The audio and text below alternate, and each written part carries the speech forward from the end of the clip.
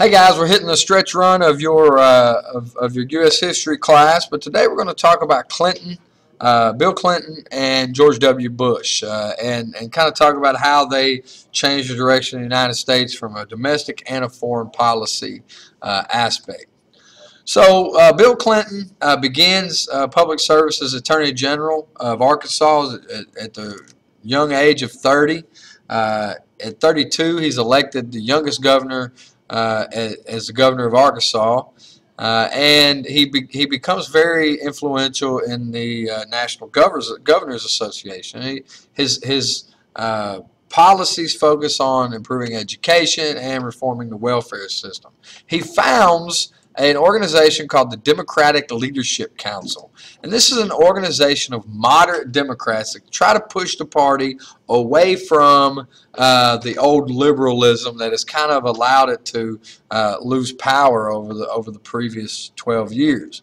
So he runs for the Democratic nomination in 1992, running on a middle-class based campaign. He focuses everything on the middle class, tax cuts, and he talks about health care reform as well.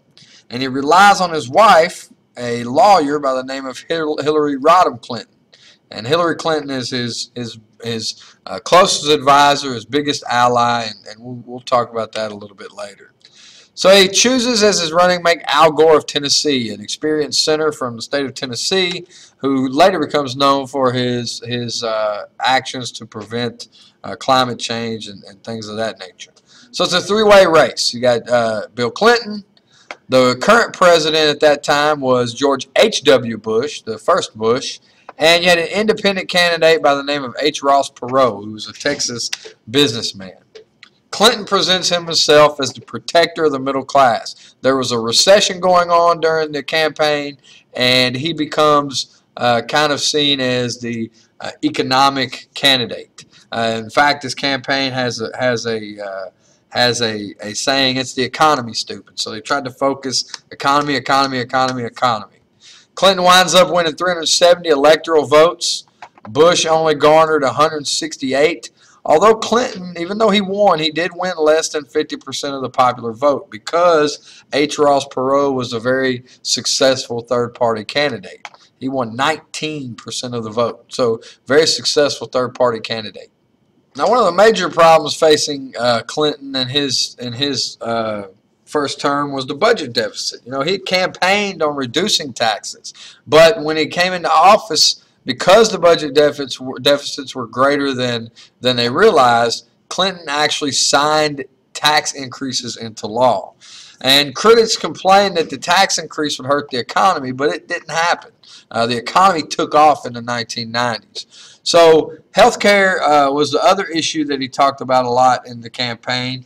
And what he did, he appointed his own wife to head a task force to propose a healthcare system. What they came up with was a government-sponsored program of healthcare. It's kind of like what is known now as a single-payer system. This would be government-controlled healthcare. The plan was ultimately defeated and was kind of an embarrassment for the president and the first lady both. So as a result of the tax increases, the failed attempt at reforming healthcare, basically Clinton is facing a lot of discontent amongst the voters. And this leads to a major Republican victory in the midterm elections. Republicans, under the leadership of Speaker of the House Newt Gingrich, had formed what they call the Contract with America. And it basically is a very conservative document talking about balancing the budget, fighting crime, and cutting taxes. And as a result, you have what becomes known as the Republican Revolution. 54 seats. They won 54 seats in the House, 8 seats in the Senate, and basically wound up with control of both houses. So you had a president that the presidency was controlled by the Democratic Party, but the Congress would be controlled by the Republican Party, and this causes conflict down the road. However, they're able to come together to form welfare reform. So you had welfare reform plan proposed by Clinton, limits the amount of time people could receive benefits. All right, and it also required recipients to find work.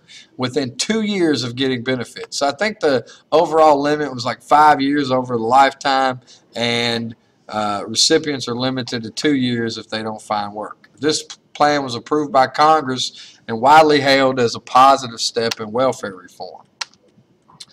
Some other things that arise during this time. It was during the Clinton administration that you had the rise of the internet. People obviously concerned about inappropriate content material.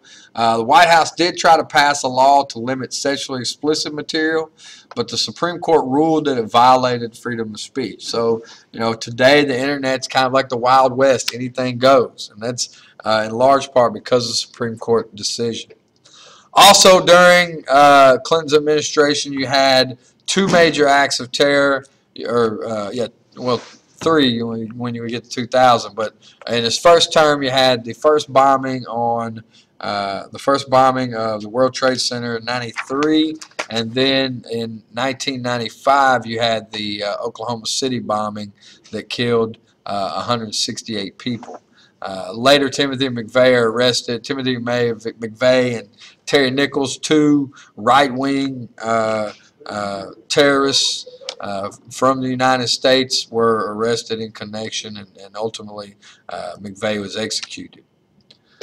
Clinton, despite his troubles with Congress and despite some whispers of infidelity and things of that nature, is reelected by a large margin over Bob Dole in the 1996. So Clinton faces a number of foreign policy challenges. He's facing the peace in the Middle East, the process for peace in the Middle East, and we're going to talk about the Oslo Accords. Also, there's troop involvement in Somalia that proves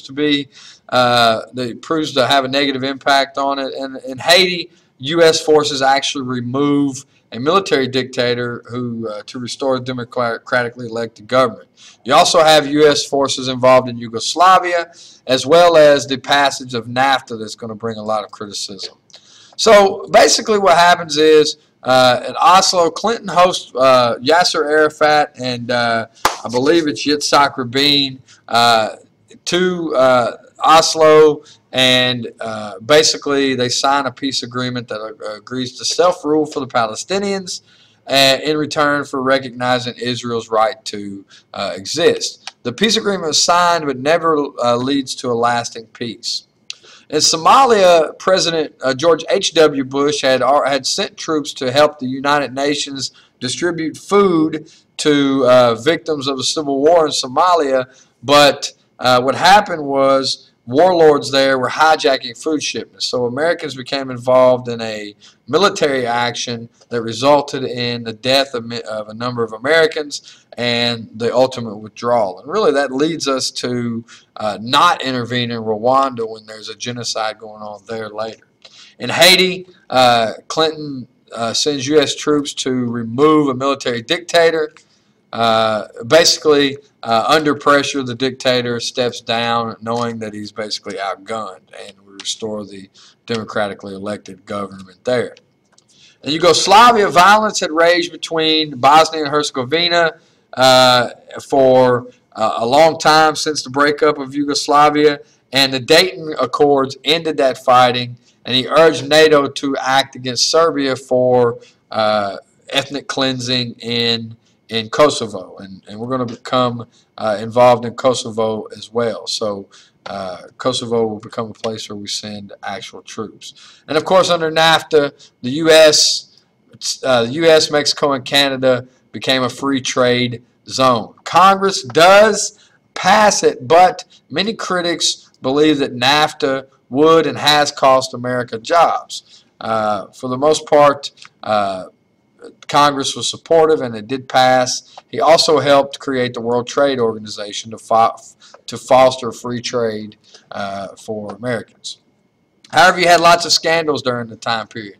The Whitewater real estate deal, which was a real estate deal that existed when he was a governor, led to an investigation of Kenneth Starr into some land deals that he did. He also was facing a sexual harassment case from Paula Jones, who accused Clinton of harassing him during when he was governor. And finally, this case, the Paula Jones case, is going to lead to Monica Lewinsky case. Clinton was accused of lying under oath about his affair with Monica Lewinsky, and the House did approve 2 articles of impeachment. However, the Senate did not vote to convict, and Clinton was not removed from office. So Clinton is term limited. He leaves office in 2001, and that sets the stage. You know, people are kind of tired of the scandal and things like that, and George W. Bush is going to move into the office after the highly controversial election of 2000. So the economy was prospering. The government had a budget surplus for the first time in a long time, over 100 years, but yet many Democrats were uncomfortable with Clinton's image. Al Gore was the nominee. Lieberman was the running mate. Republicans nominated George W. Bush, the son of George H.W. Bush, who chose Dick Cheney to be his running mate.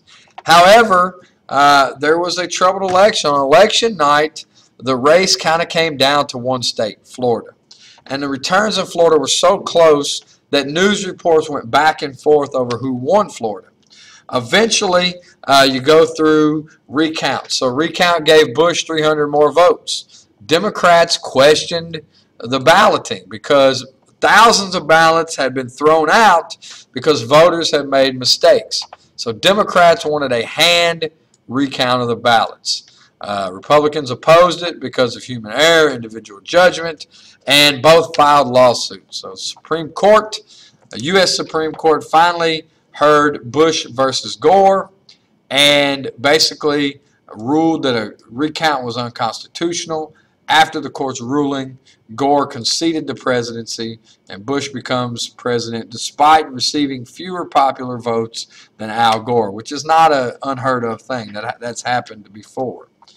But as Bush takes office, the economy slows down. The dot-com bubble bursts. Stock prices begin to slide. You have dot-com bubbles bursting, plus you have the Enron thing, and the stock prices begin to slide. Bush pushes tax cuts to try to spur the slumping economy. However, it did not improve, and it went into a recession, also because of September 11th. There were further tax cuts in 2003 that tried to restart the economy again. So the economy really is struggling throughout most of the 2000s. Bush addressed education by proposing the No Child Left Behind Act. States are required to develop standards, academic standards, and test students annually to ensure they're being met. So all that testing and stuff you got starts with No Child Left Behind. He also attempts to at least address some health care issues. 2003, he updates Medicare by putting in a prescription drug program, although it's not budgeted to pay for it. So there's some question about how it's going to be paid for. He also establishes the White House Office of Faith-Based Initiatives, which helps religious community service organizations, get funding and things of that nature. His second election, he ran against John Kerry of Massachusetts, won another very close contest, and came out and announced his plan to reform Social Security.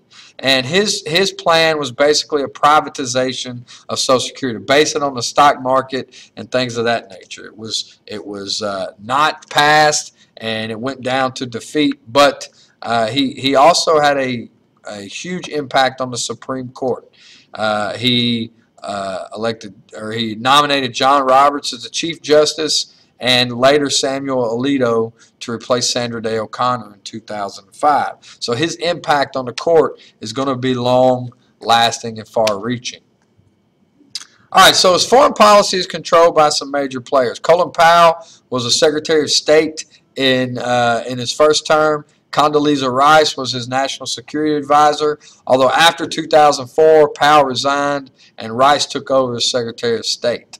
His Secretary of Defense, Donald Rumsfeld, has a lot of influence and is his Secretary of Defense. So some of the policies that are pursued, they canceled the anti-ballistic missile treaty because they wanted to develop an anti-missile missile, basically, which caused friction with the Soviet Union. He also promoted what he calls the roadmap to Middle East peace. But the most important event, obviously, is September 11th. And we'll talk more about September 11th, but it obviously changes the whole trajectory of the Bush presidency and of the nation as a whole. So we'll talk to you next time. See you.